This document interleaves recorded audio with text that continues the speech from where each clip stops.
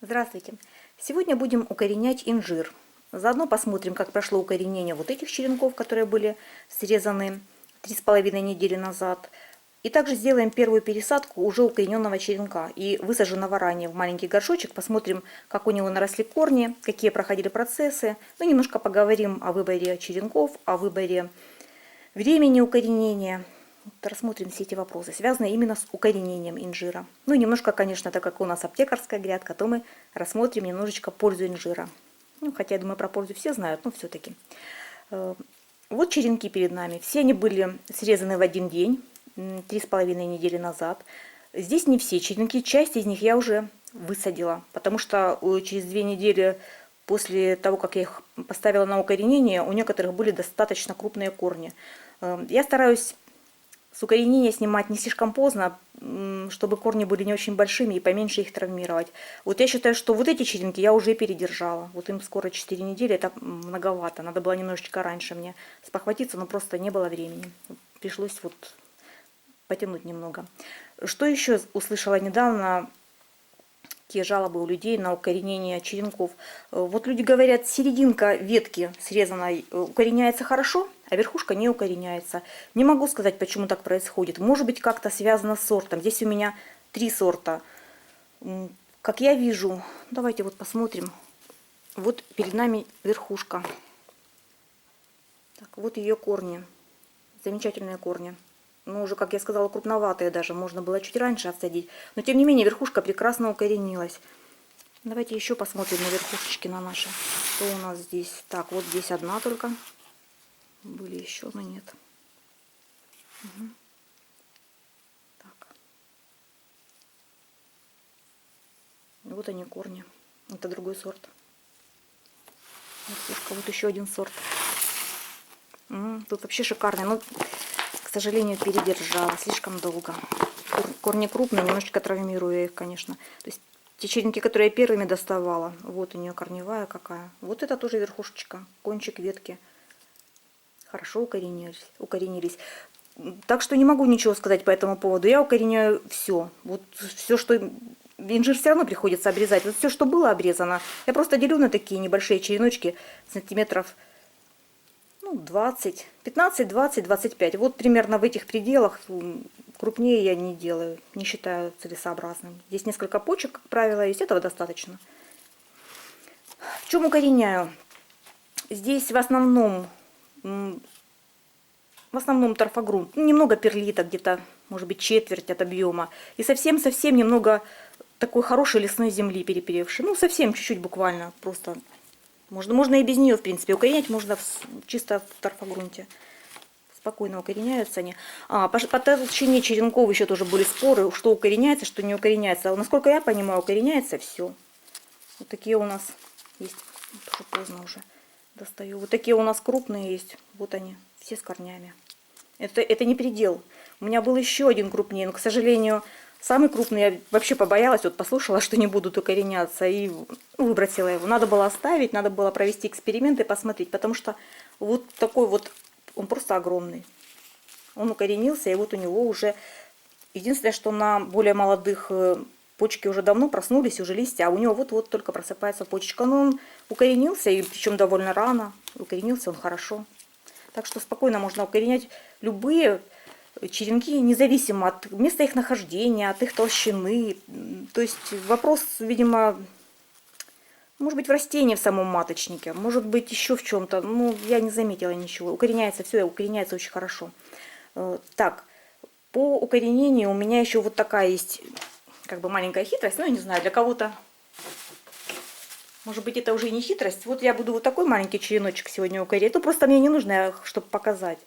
Укореню вот его. Что я делаю? Я срезаю черенок и одну сторону. Так немного зачищаю. Немножко буквально там сантиметр где-то у меня срез. Можно с двух сторон. Сейчас я покажу, для чего я это делаю. Можно ножом, но можно просто секатором. Смотрим. Я заметила, что... Ой, вот это да. Да, прозевала пересадку. Смотрите, какие корни. Ну ничего, сегодня мы вас пересадим. Всех. принципе, у инжира корни растут везде. Причем корни бывают растут даже вверху стволика, там, где нет соприкосновения с землей. Но если есть влажность, то есть я накрываю все это пакетами, они у меня в тепличке растут. Если есть влажность, корни могут вырасти откуда угодно. Потом даже бывает проблема, не знаешь, как же его сажать. У него корни по всей длине. Был у меня такой один черенок. Ну, в общем, я заметила, что самые первые появляются корни на том месте, где есть срез. Ну, вот уже все обросло. Вот он. Вот видно, был срез здесь. Вот там, где было срезано, пошли первые корни. Потом они дорастут везде. Но самые первые начинают расти именно из места среза. То есть это как бы немножко ускоряет наше укоренение. Если это принципиально для вас, побыстрее укоренить, то имеет смысл делать вот такой вот срез. Все, больше никаких особых хитростей. Можно переменить, в принципе, стимулятор корнеобразования. Ну, я не знаю, нужно ли это делать. Может быть, даже что и не нужно. Так, ну и сегодня я покажу, как я буду делать очень мягкую перевалку. Даже не пересадку, а скорее перевалку инжира. Ну, с этими нашими последними уже так не получится, конечно. Им придется пострадать из-за пересадки. Но проблем не будет. Инжир не капризен. Легко растет. Хорошее растение, очень нравится мне. Не считая его вкуса и пользы. Так. Что я делаю? Вот я буду пересаживать из вот такого горшочка вот такой. Это довольно-таки радикальная смена горшка. Не буду я с ним там по 10 раз его пересаживать, возиться как-то. Сразу он пойдет в большой, потому что корни растут у инжира очень быстро. Земля здесь, вот что еще важно. Сейчас у нас зима, на улице холодно. И землю я занесла заранее, чтобы она была такой же температуры, как в этом горшочке. Горшочек просто ставим приблизительно по центру. Ну, хотя для инжира не принципиально. Все вокруг засыпаем и приминаем. То есть мы создаем как бы такое посадочное место для него. Потом мы его просто достанем из горшочка, поставим в это посадочное место. И никаких проблем. А я пока буду заполнять горшок, немного расскажу вам о пользе инжира. Я, в общем, за него очень сильно агитирую, чтобы люди все выращивали, у кого есть возможность. И у кого нет, тоже, чтобы выращивали. Чтобы находили такие возможности. Инжир, на самом деле, очень ценное растение. Имеет несколько названий. Фига, смоква. Сортов у него достаточно много. Разные, и светлые, и темно-синие. Такие почти черные бывают. Бывает с одним урожаем, бывает с двумя. Бывает самоопыляемые, бывает перекрестно опыляемые. Ну, нужно, конечно, заводить такое растение, которое будет опыляться самой. Не нужно будет беспокоиться о том, есть ли другое растение или нет. Польза его в чем? Польза у него, ну, во-первых, это антиоксидант, практически как все растения, но он содержит очень много клетчатки.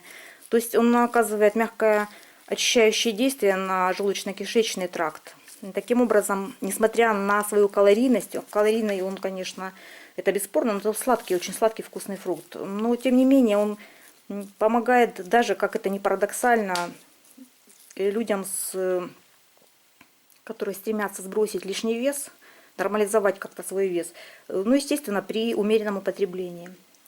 Кроме того, что у него высокое содержание магния, и там куча других микроэлементов, и макроэлементов, и витаминов, но плюс к этому еще из того, что известно, по крайней мере, на сегодняшний момент, он гармонизирует эндокринную, репродуктивную, дыхательную систему, ну и кроме того, известный афродизиак. Это известно с давних времен, мы можем даже по легендам это видеть, по всем этим фиговым листам. Сам фрукт не рекомендуется при диабете, но он очень сладкий, но, как выяснилось, заваренные листья в виде чая или экстракты какие-то из листьев инжира на самом деле снижают уровень сахара в крови, поэтому при диабете второго типа его рекомендуют. При срезе инжир выделяет такой беловатый сок, типа латекс такой, типа млечного сока, жидкость такую. Ну, вы увидите, если у вас он будет расти, вы срежете, вы увидите. Вот всегда это происходит. Вот этим соком люди удаляют бородавки. Вот у меня таких знакомых нет, у кого бы они были. Я бы, конечно, провела эксперимент, но не на ком поэкспериментировать.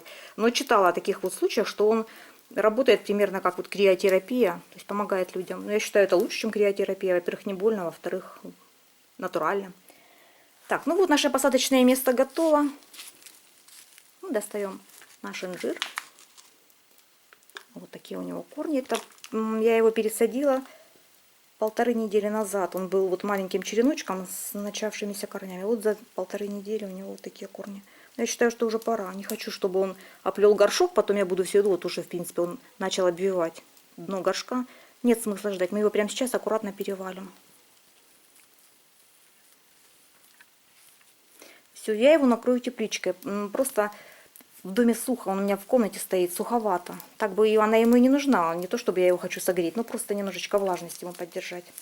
Все, готов. Это первая пересадка, в ближайшее время я его пересаживать не буду. Вот пока он не дорастет до этого горшка, это произойдет быстро, я понимаю, но в любом случае, вообще я буду его сдерживать. У меня на улице уже достаточно растений, я хочу завести такую небольшую коллекцию растений, которые будут расти у меня в горшках, в емкостях каких-то. И буду их делать не очень большими, сразу скажу. То есть такой у меня будет мини-садик такой инжирный, ну и других растений тоже. Так, все, мы его убираем. Вот эти все растения сейчас буду пересаживать, ну не в такие маленькие, это для них маловато, конечно. Буду пересаживать в 12-е горшки, может быть даже 15-е, посмотрю. Уже от торфогрунта буду уходить, то есть они будут пересаживаться в смесь лесной земли и торфогрунта. Большая часть лесной земли, немножечко добавлю для рыхлости торфогрунта и немного перлита. Вот такая смесь у меня, ну она уже для меня привычная, знакомая, они себя хорошо чувствуют, хорошо растут, поэтому ее и буду оставлять, и ее буду придерживаться, пока не буду экспериментов никаких с грунтом проводить. Так, ну вроде бы все. А, вот еще по пользе, да, это очень важно. Обязательно нужно учитывать, что тоже мало кто знает, инжир полезен людям с различными нейродегенеративными заболеваниями, с возрастными изменениями, болезнь Альцгеймера, возможно, даже болезнь Паркинсона, ну, по Паркинсона не знаю, а Альцгеймера точно. То есть его нужно выращивать и употреблять на постоянной основе. Сушеный инжир, конечно, тоже очень полезен, но никак нельзя сравнивать вкусы свежего инжира и сушеного.